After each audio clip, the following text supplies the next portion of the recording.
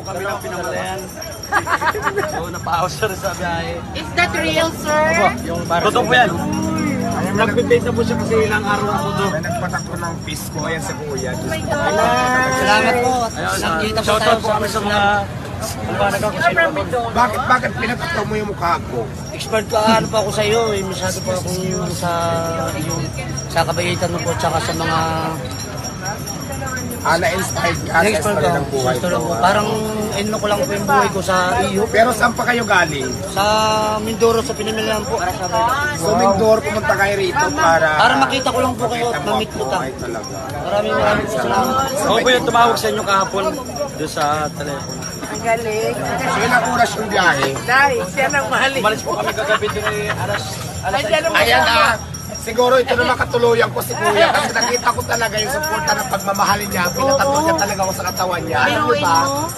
Ang hirap ko talaga yung ginawa ni Kuya kasi sobrang sakit niya. Di ba? Yung pagkakato. Tapos habang buhay niya yan sa katawan. Kaya Tama.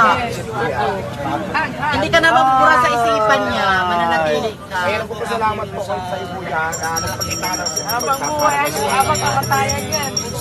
Kaya Kaya ang So, sabi ko ayun. po na ano sa kanya na laban lang po. Sabi niya pag tumayo mo lang sa kaya ako yung so dahil dyan,